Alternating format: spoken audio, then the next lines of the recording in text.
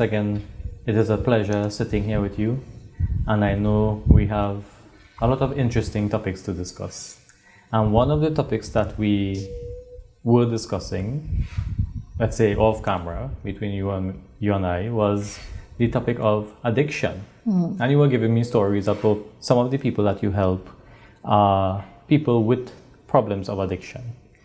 And I know for the issue that we deal with in this program, which is parental alienation, you will have people who will separate from spouses or not want their children to see a parent because that parent has some form of addiction, or people who are, let's say, suffering from parental alienation may turn to substance abuse or any other form of addiction, be it gambling or any other vice, as, let's say, an outlet.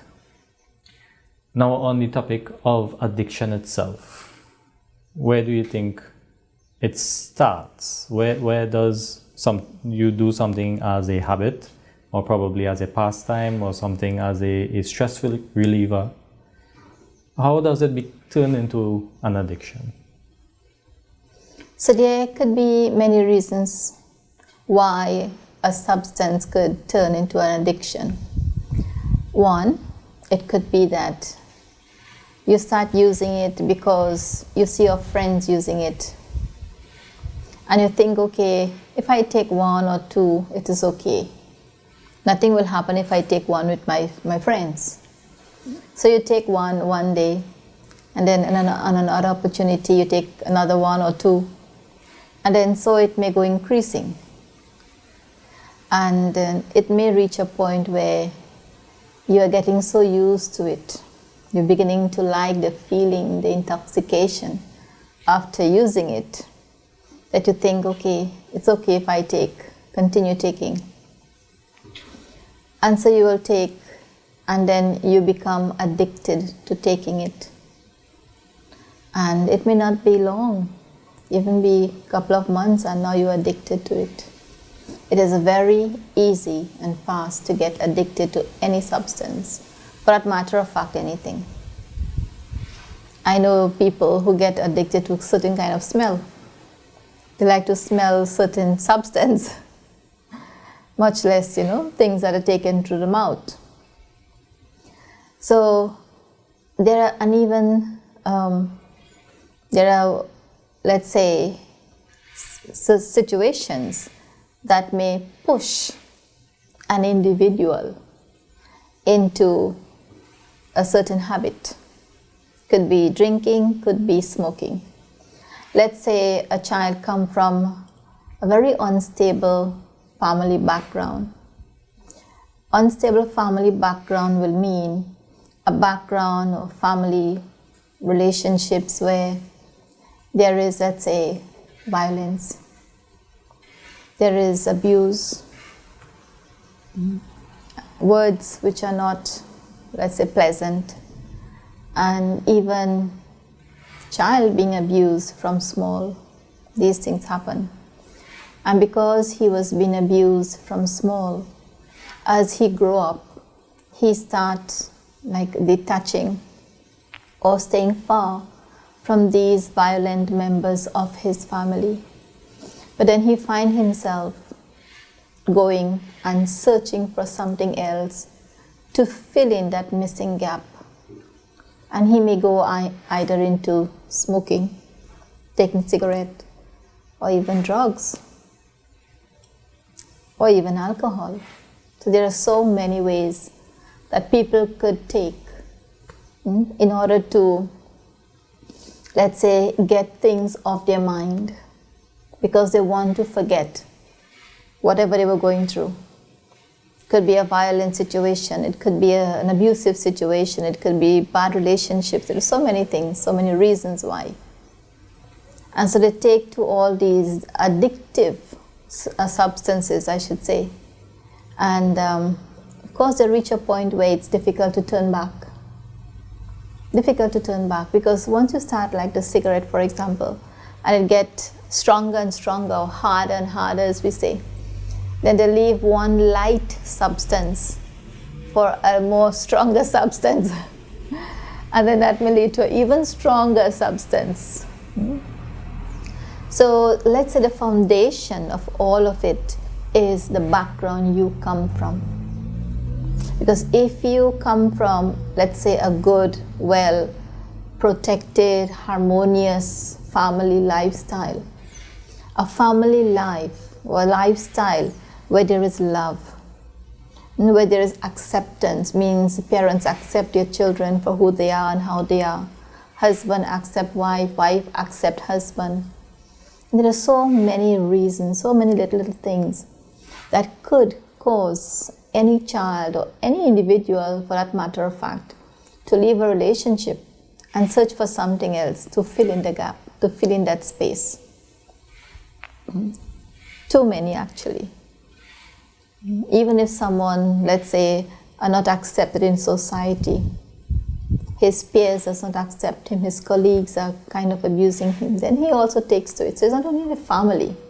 Society also could, let's say, reject someone. And if society rejects you, of course, it's a big insult for you.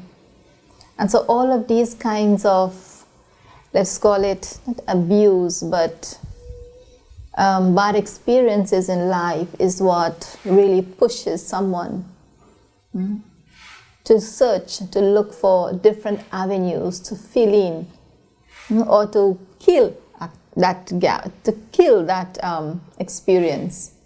For example, the reason why they go to drugs or alcohol is because they want to forget what they are living. But we know, you and I know, that even if they take whatever drugs, it doesn't solve the problem. They are just trying to forget what they are going through, what they are living, what they are experiencing. So for that short time that they take the alcohol or the drugs, they forget who they are, they forget where they are, they forget everything because they are intoxicated. So for those hours, the problem is not here in their mind. But that does not mean that the problem does not exist. The problem is still there. They are just taking it to forget the problem. But that will not be the answer to the problem. Because the problem continue existing. So it's like a shield. You know, there is a good saying where ostrich, you know the ostrich?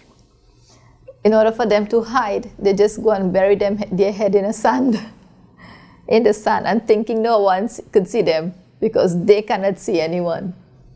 So it is the same kind of principle here, where these individuals go and just drink alcohol or just smoke and get themselves intoxicated, trying to hide the problem.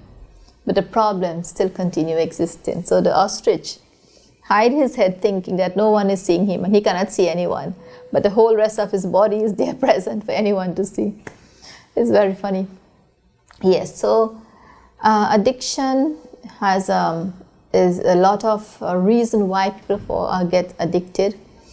And of course, there's always a way to get out of it. One, it doesn't solve the problem because the problem is still there. On the contrary, it may cause a bigger problem. Because let's say this individual taking alcohol since he was small, young, and then he grew up continue taking the alcohol, and here his parents are thinking, well, maybe if he get married, he will stop using the alcohol, or it may correct the situation. He might forget about it, things like that. So the parents try to get him married. And okay, when they go to see each other, here his side will tell the other side, he's a very good boy, he don't drink, he don't do this, he don't do that. Hiding the fact that this individual have a problem.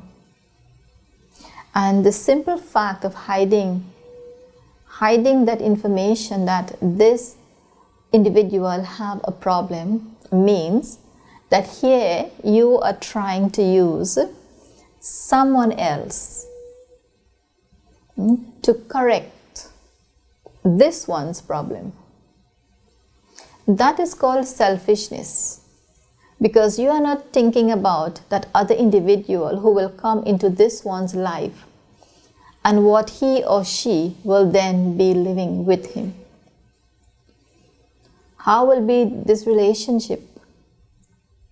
I am pushing my son into a relationship with someone else's daughter, with the expectation that she is going to come to correct his lifestyle, to fix his life.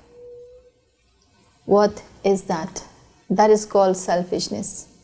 So it means you are putting someone else's life in danger. Because an individual, an alcoholic, an addict, at some point he loses himself, he gets violent. There are so many things that happen when someone is an addict. I know personally individuals who were under drugs, and they will steal from their mother's home any artifact that they could sell outside there to make money to feed their addiction. I have seen it. I know it. I know people. So what are you putting someone else's life into by thinking that if he or she gets married, maybe their life will get corrected?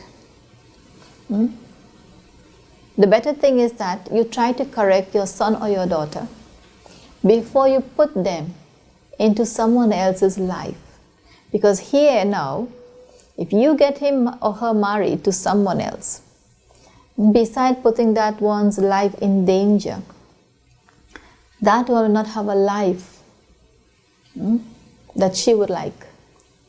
Here you are putting me to live with an alcoholic or a drug addict.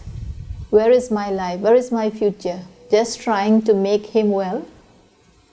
You're using me to treat him, to heal him, or to cure him or her.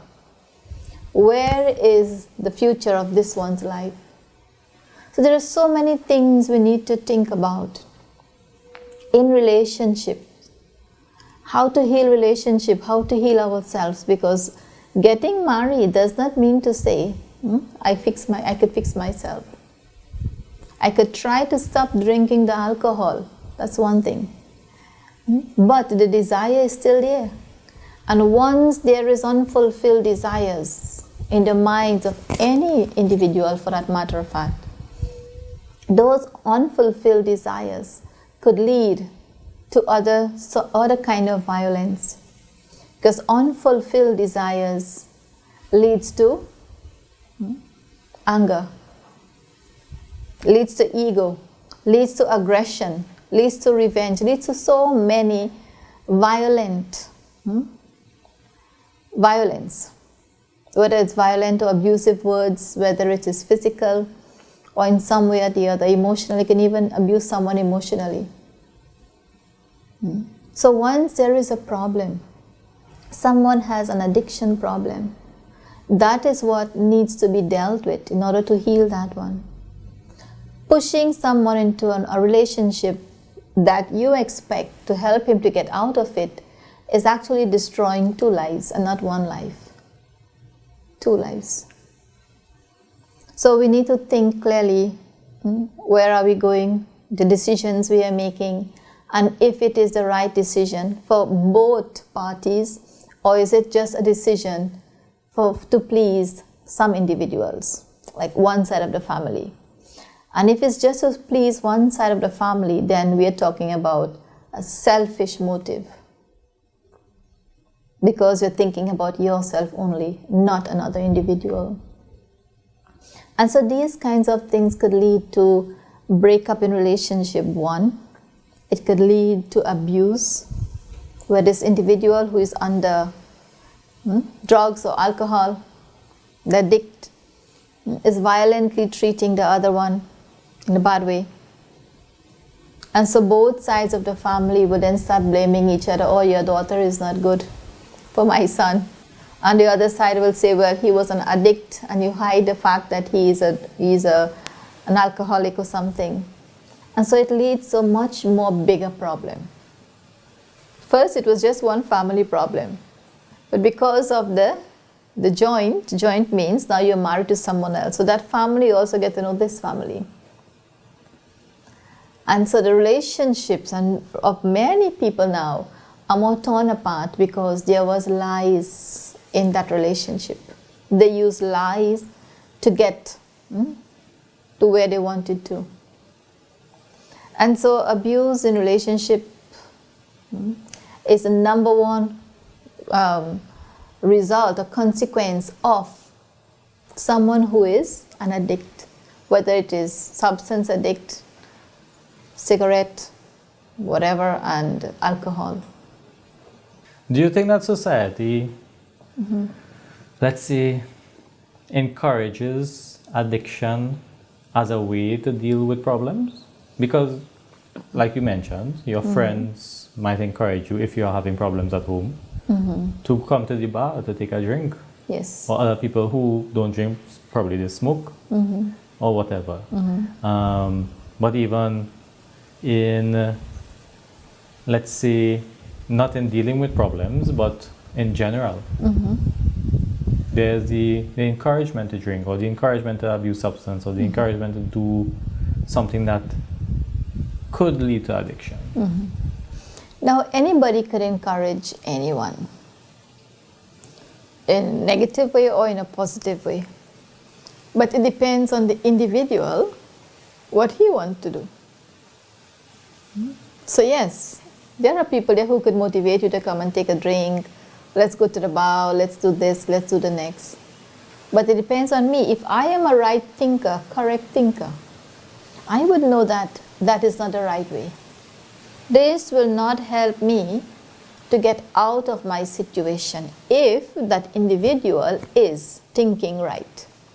And I think this should be a topic we should also think about, how to think right. So, encouragement is there, motivations are there. People can tell you, let's do this or let's do the next. But it depends on me. Now, if I, this individual who is being encouraged, if I am weak emotionally, if I am weak mentally, then I will allow myself to get carried away. But if I am strong, headstrong, if I am the correct thinker, I have my inner strength and mental strength, I would realize that that is not the right road for me to go.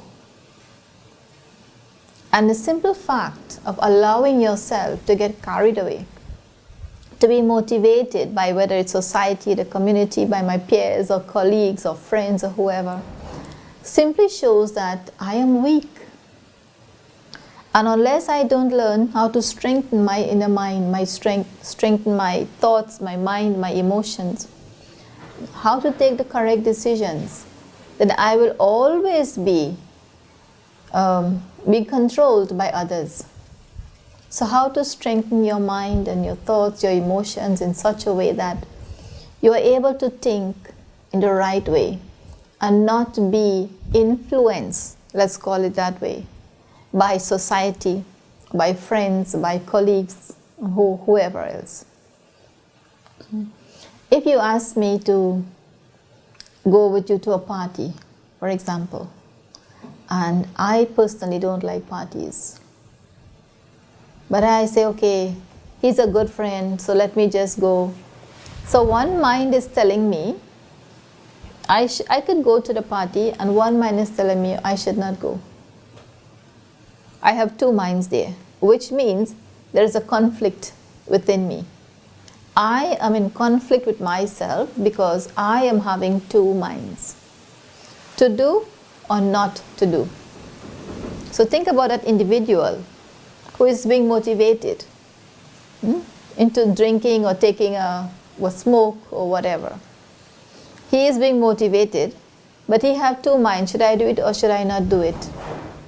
So because there is some form of conflict in the mind of that individual. He don't know what decision to take.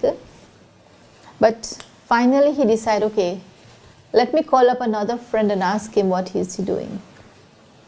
And that other friend encouraged him to go. And whose intelligence did he use? He followed what someone else told him to do. So whose intelligence did he use? So where is my intelligence if I have to call someone else to ask them what to do, what I should do in my life? So it means I am not using my own capacity, whether it's my own thinking power, my own intelligence, my own wisdom. I am not using my own powers. I am using someone else's powers. Someone else told me to do this.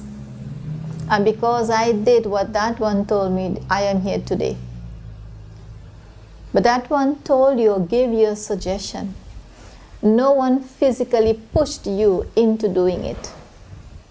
The ultimate decision you took. Because anyone could advise you. Anyone could suggest. Anyone could encourage you. Who takes the last decision? It's you. And by simple or basic understanding, every individual knows that alcohol is not good. Everyone knows. Everyone knows that substance abuse is not good. But why do they still get carried away or caught up in it? It is because they are weak. They are emotionally weak. They are mentally weak. They are not using their inner capacity, their inner intelligence and inner powers to go beyond the situation and not allow that situation to pull them down. And so what we are trying to do here is bring this kind of awareness to individuals to understand that I do not have to follow what others tell me to do. I am the one to make the last decision. Should I take it or not? And so I now invite you into a few minutes of reflection. And in this reflection, I'm going to think about myself. I'm going to think about my inner state of mind. And whilst I think about myself, I ask myself, how am I internally?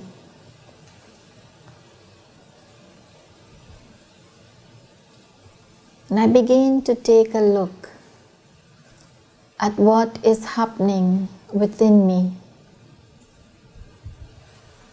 I take a look at my emotions, my feelings, and see what emotion, what feeling is really pushing me towards some vice, some weakness. Is it someone else, another individual? Or is it my decision finally to act?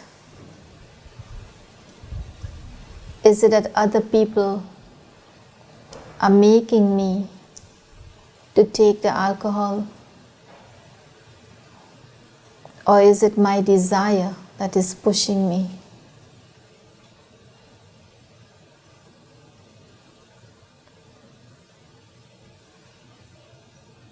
And whilst I reflect, I begin to realize that I myself, I am weak emotionally, mentally, and even spiritually. And because I am weak emotionally and mentally, I allow myself to be influenced by others and by situations.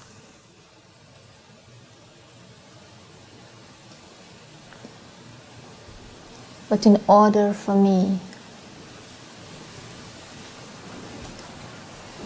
to come out of whatever situation I may be in, whether it is some form of addiction or some form of substance abuse, I have to make my mind strong by creating positive thoughts of myself, telling myself that I am not that, but I am a positive and powerful being who has the power to make the right decisions. I have the power to decide, to judge, and finally choose what is right for me. In the end, I can blame no one but myself, because whatever decision I would have taken would be under my will.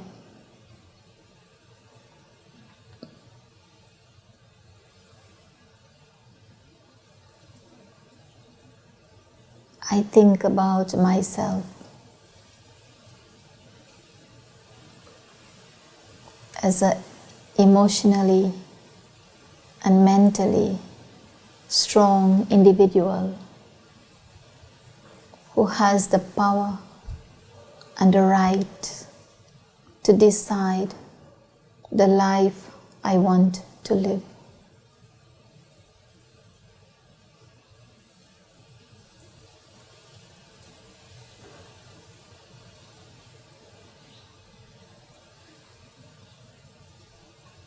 Thank you. And Om Shanti.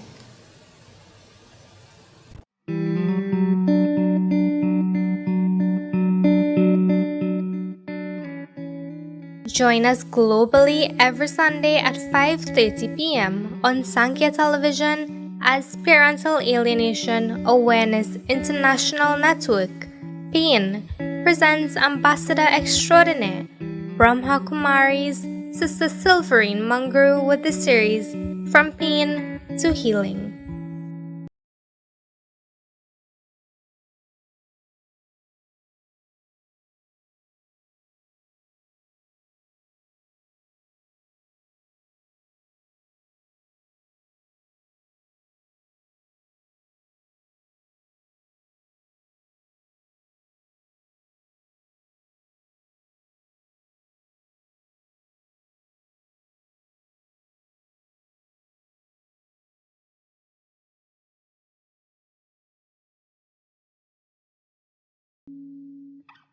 This program is sponsored by Sampex Limited, networking societies for a better future.